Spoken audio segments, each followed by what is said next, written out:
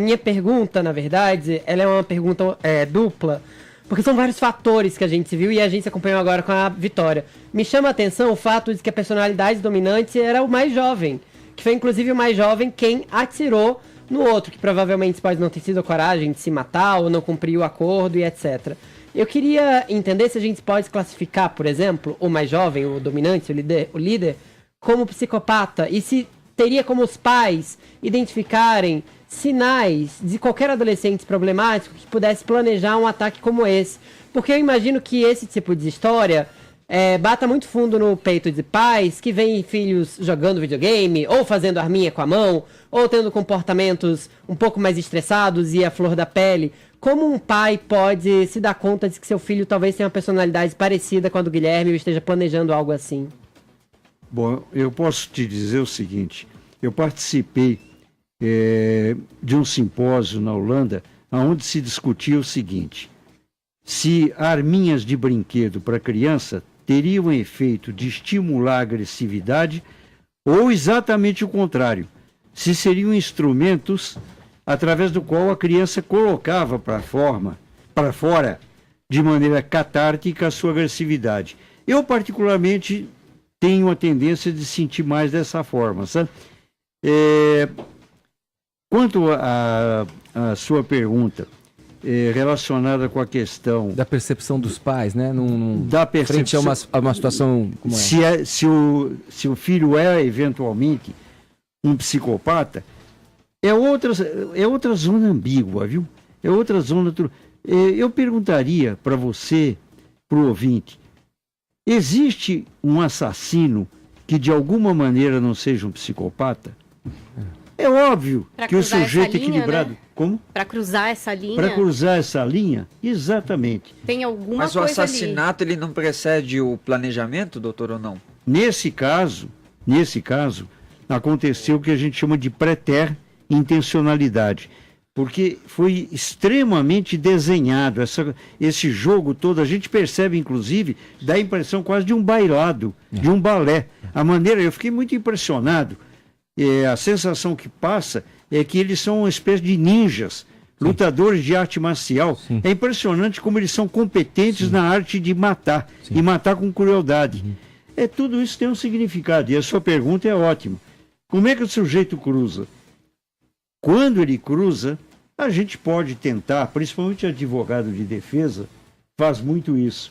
É um psicopata, que é uma maneira de fugir à responsabilidade. Sim. Mas nós temos que tomar cuidado com isso. Assassino é assassino. Deixa eu pedir licença aqui ao doutor Jacó, aos meus amigos de bancada, para comentar sobre o Twitter do presidente da República, Jair Bolsonaro. Por volta das 4 horas da tarde de ontem, ele se manifestou no Twitter dizendo o seguinte, abrindo aspas aí. Presto minhas condolências aos familiares das vítimas do desumano atentado ocorrido hoje na escola Professor Raul Brasil, em Suzano, São Paulo.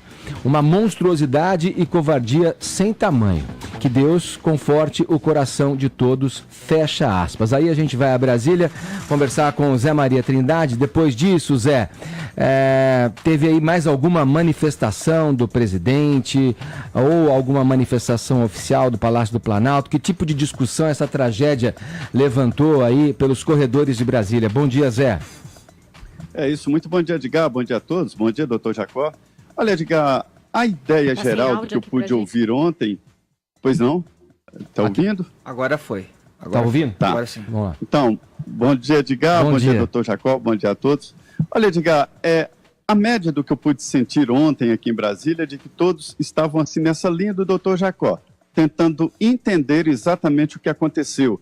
O líder do PSL no Senado, o senador Major Olímpio, disse que se sente derrotado como parlamentar e como policial, né, diante de um fato desse. E eu peguei exatamente essa declaração para dizer que essa é a média do pensamento.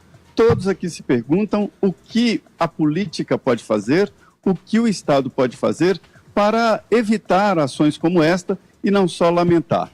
Uma lista imensa de autoridades aqui lamentando, como o presidente do Supremo, Dias Toffoli, em nome da Corte, além desse Twitter do presidente Jair Bolsonaro, o porta-voz da presidência, ou seja, em nome da presidência da República, num tom mais formal, né, lamentou o ocorrido e veio logo na defesa dizendo que isso não tem nada a ver com a posse de armas ou liberação do uso de armas. Isso, segundo o Palácio do Planalto, na visão oficial, é uma coisa separada. E o Flávio Bolsonaro, senador filho do presidente, né, que também é do PSL, chega a dizer que é mais um crime cometido por menores, uma referência aí ao garoto de 17 anos que fez essa matança inexplicável.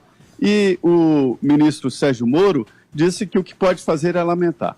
Mas olha, além dessas repercussões óbvias, a abertura lógica e evidente, né, do debate sobre o porte e a posse de armas, né, esse tipo de debate é aberto. Até nos Estados Unidos, que tradicionalmente, culturalmente, convive com armas. Alguns estados exigem, inclusive, que você porte armas de uma maneira visível, né? Sim. Então, lá, quando acontece esse tipo, há abertura desse debate. Aqui também houve a abertura do debate. Agora, de tudo que eu ouvi aqui, o mais sensato foi monitorar, criar no Estado um aparelho para seguir esse tipo de atividade e interceptar antes que seja executada.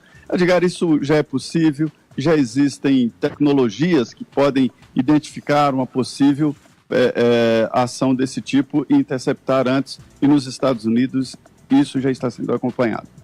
Ô Zé, você falou das frases, a gente está falando sobre a manifestação oficial do presidente do Palácio do Planalto. Então, o Rodrigo Maia usou entre o seu depoimento, usou uma expressão seguinte: essas coisas não aconteciam no Brasil. A gente vem observando um aumento de ações como essa.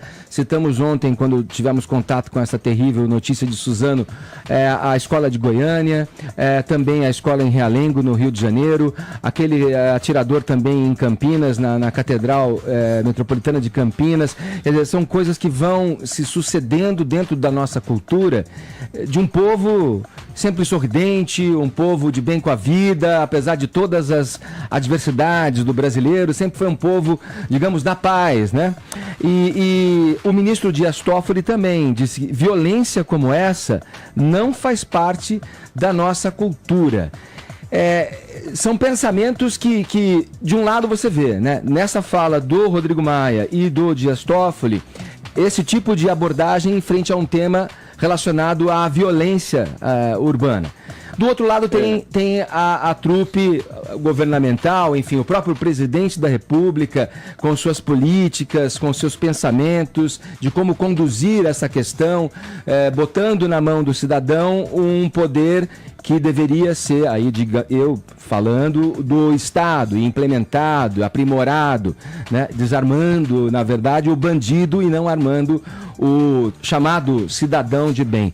Como esse embate de ideias nesse momento crucial, porque como você disse, é inevitável falar desses temas, da flexibilização da posse, do implemento do porte, como esse embate vem se dando aí nos corredores, porque me parece que são coisas que vão ser jogadas depois dessa tragédia para uma discussão mais adiante.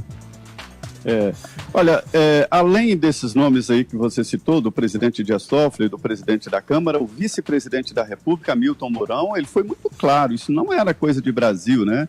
A gente ouvia de longe dizer que um louco entrou numa escola nos Estados Unidos e tal, e disparou, e de repente até o vice-presidente citou o caso de Realengo e outros casos aqui no Brasil, e a impressão é que o Brasil atravessou a ponte. É um custo muito alto conviver com essa possibilidade. Quem visita os Estados Unidos sabe exatamente como além de caro economicamente, é penoso, porque você abre mão de sua individualidade nas investigações e também até de liberdade, quando se fala em ações desse tipo, né? Uma escola pública ser guardada como se fosse um quartel, né? Como se fosse um paiol. E a indicação é de que isso pode vir a acontecer no Brasil. Esse debate aconteceu de tal forma que o presidente da Câmara, Rodrigo Maia, além desta fala que você disse aí, né, ele foi muito claro: não vai me dizer que se os professores estivessem armados, teriam evitado essa tragédia. E mais do que isso, ele reuniu os líderes e definiu a lista de prioridades e descartou as chamadas pautas de costume, e aí excluiu a possibilidade de analisar essa história de porte de armas, excluiu aborto e outros assuntos polêmicos, como escolas sem partido e tal, mas excluiu essa possibilidade de avaliar o porte de armas. Então, há sim uma reação além das palavras aqui no mundo político. Eu não sei se você concorda, mas essa tendência de encarar... Quem sou eu para discordar do senhor, professor? Mas olha, se você não discordar, a gente fica alienado, porque discordar passou a ser uma norma básica na relação, infelizmente, em termos de sociedade brasileira, não é? E eu acho que isto nos sinaliza uma das questões fundamentais que precisam ser discutidas. Primeiro, a complexidade de uma sociedade que se prepara para um país potência no século XXI. Eu acredito que nós estamos numa situação, nós estamos partejando um outro Brasil. Partejando um outro Brasil. A minha dúvida é, nós vamos partejar um bebê saudável ou um monstro? Um bebê saudável ou um monstro? E isso depende da gente. Não adianta nós imaginarmos que a culpa ou a responsabilidade é do prefeito, é do governador, é de uma entidade fantasma, sei lá, existente nos Estados Unidos. Não, não. É de cada um de nós. Mas principalmente, eu sei que eu estou sendo antipático dizendo isso, mas principalmente dos assassinos. Nós temos que evitar, na minha opinião, uma política que eu acredito que é uma política simpática, extremamente simpática, a política da complacência e da tolerância exagerada. Todos nós conhecemos aquela estratégia de Nova York, tolerância zero. Sim. Do Liane, né? Exatamente. E a tolerância zero não significa, na minha opinião, transformar a sociedade numa sociedade dura. Significa transformar numa sociedade civilizada. Eu percebi nas últimas semanas, eu tenho certeza que vocês também, nas discussões políticas e ideológicas, principalmente através da internet, o sujeito usando palavrão para se relacionar com todo mundo, absolutamente todo mundo. Sim. Você usou uma expressão que me agrada muito. Passar da linha. Aparentemente é uma questão menor. A questão da microviolência. Não tem importância. Sim. É uma coisa meio de autenticidade. É muito bom usar palavrão, não tem importância nenhuma. Tem importância sim. Tem importância sim. O crime e o homicídio começa quando o sujeito tem bom usar palavrão, não tem importância nenhuma. Tem importância sim. Microviolência. Aparentemente é uma questão menor. A questão da microviolência. Não tem importância. Sim. É uma coisa meio de autenticidade. É muito bom usar palavrão, não tem importância nenhuma. Tem importância sim. Tem importância sim. O crime e o homicídio começa quando o sujeito empurra o outro no elevador. O crime começa quando no trânsito o sujeito joga o automóvel sem razão nenhuma em cima do seu carro. Sim. É o chamado Zeitgeist, o espírito do tempo. Alguém, você me disse, eu acho que foi o Rodrigo Maia, e também o general Mourão, que isto não é da cultura do Brasil. Não é mesmo. Sim. Ô Zé, vamos lá, a gente está em Brasília, para usar a expressão aqui do Dr. Jacó, nós estamos aí contabilizando mais bebês saudáveis ou mais monstros, Zé?